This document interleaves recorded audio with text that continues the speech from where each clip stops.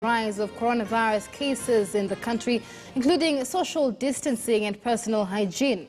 Now, it is emerging that people living with disability are left to get information from third parties. KTN Saada Hassan tells us how people who are visually impaired are coping through this pandemic. So in a population of about 47 million Kenyans, at least 900,000 are people living with disability.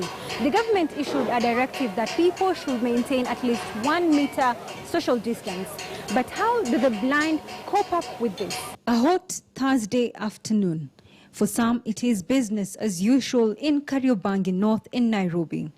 We are ushered into the home of Richard Gachagua Kariuki. But first, we must wash our hands at the doorstep. He lost his sight gradually at a tender age and has since learned to survive living in the dark. Macho ikawa hawezi kutibiwa, kwa hivyo nikaenda shule ya wasiona kule Vika. Nimesomea huku, nikamaliza shule ya upili. Nikaja kusomea Nairobi University, kifanya sociology na political science. Radio is his best companion and it keeps him updated on all the current affairs. He understands well that Italy and Spain have been hit hard by the coronavirus pandemic, but he feels left out when health officials are explaining how to prevent the spread of the virus in the country. Wafanyikazi wa hospitali wanakuja wanatufundisha, lakini inakuwa changamoto. Maana akisema utumie pengine handkerchief ama masks, au kama hauna hizo vyote, kama wakati unakohoa au unapiga chafya, unatumia mkono wako, anasema unafanya hivi. Sasa hawezi kuuliza unafanya vipi, maana anaonyesha watu wengine.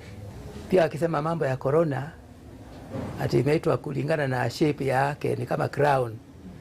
Lakini sasa mtu asiyeona hajajua crown shape yake iko namna gani. The Cabinet Secretary for Health, Mutahi Kagwe, issued a directive that Kenyans should maintain a 1.5 meter distance apart, but it is a challenge for the visually impaired. Maana wakati mwingine nikitembea nakuwa na msaidizi wangu, na huyo hatuko mita moja ama mita mbili apart, tuko hapa kwa hapa.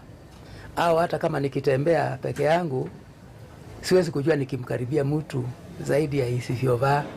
Through his favorite device, radio, he is aware of the measures put up by the government and how to protect himself. Kama mtu akitoka nje, hujui ameshika nini kule au ameshikwa na nini. Kwanza jambo la kwanza ni kuoga na maji yanayotiririka na sabuni na mambo kama hayo. Droplets of body fluids from an infected person such as saliva or mucus are dispersed in the air or on surfaces by coughing or sneezing. This creates a challenge for the visually impaired who rely on their sticks to move around, and for some they are forced to hold on things. Na watu wanaweza kuja kuhudumia watu wasioona, wasikie, waulize maswali.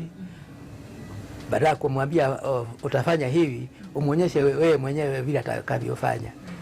Na mtu asiyesikia sasa aonyeshwe kwa sign language ndio aweze kuelewa.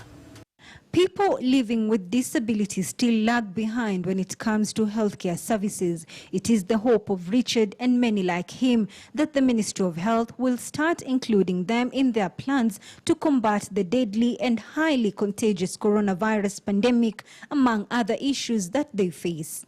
Saada Hassan, KTN News, Nairobi. And so images